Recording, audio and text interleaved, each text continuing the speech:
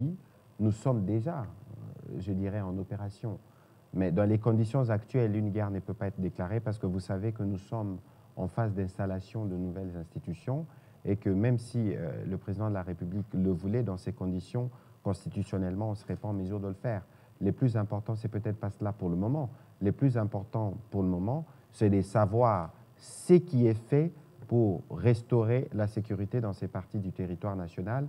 Et vous avez suivi tout à l'heure ce que le général a dit en liminaire de ce qui s'est fait sur terrain, parce que la vérité, c'est que beaucoup de ces opérations, lorsque s'ils déroulent, lorsque par exemple au pylône ou lorsque nos drones entrent en action, on n'en fait pas forcément la communication, mais aujourd'hui, s'il faut dénombrer les victimes rwandaises, on en compterait par centaines.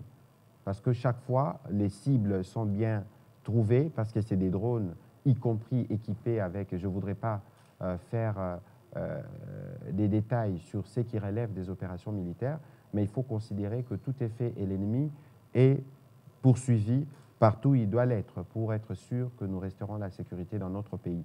Et qu'aujourd'hui, l'hypothèse de la guerre telle qu'abordée, telle qu'évoquée par le président de la République, dans un contexte précis, parce que nous étions déjà en opération contre le M23, vous avez vu qu'il y a eu l'émergence d'un mouvement que je ne voudrais même pas répéter ici, et c'est justement un avertissement qui avait été adressé et pour lequel des conséquences seront tirées. Et donc, dans cette guerre, toutes les hypothèses sont à table et les moments venus, si les conditions constitutionnelles sont requises, pourquoi pas, si les conditions l'exigent pour assurer la protection et la défense de notre territoire.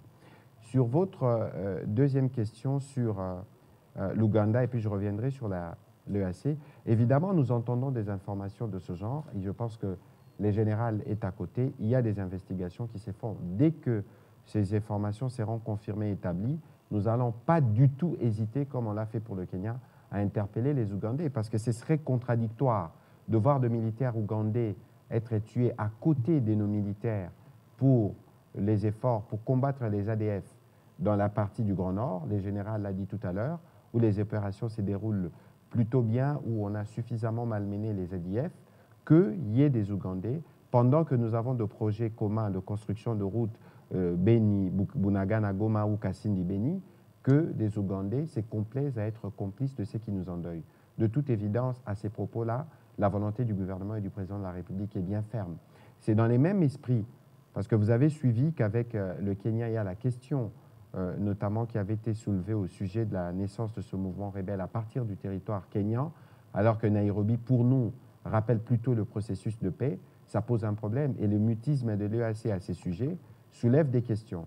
Et donc aujourd'hui, pour ceux qui pensent que la République démocratique du Congo devrait suspendre sa participation de cette instance, ils trouvent les ferments justement dans cette attitude et j'espère que cette communication serve de détonateur pour qu'ils clarifient leur position au sujet de cette question de la sécurité dans l'Est.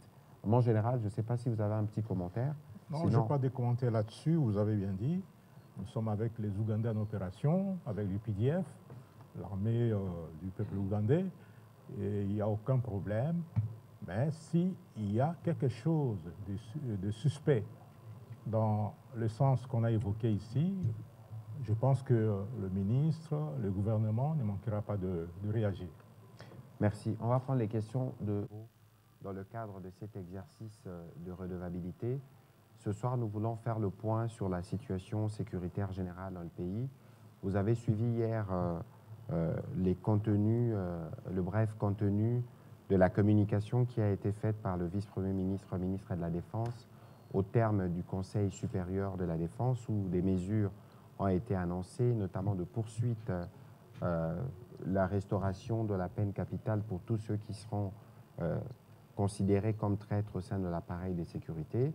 Ce soir, nous serons avec le général Ekengeke, porte-parole de l'armée, qui nous annoncera quelques nouvelles, notamment la récupération des Kiroche, la détention de certains otages et des matériels militaires qui sont quotidiennement récupérés durant les opérations qui sont en cours. J'ai vu que ces derniers jours, la machine de la manipulation a tourné en plein régime. Et vous avez vu ce soir que l'ambassadrice des États-Unis a pris la parole pour s'exprimer, pour dénoncer justement, parce qu'il y a eu des récupérations des vidéos, notamment d'Anthony Blinken d'août 2022.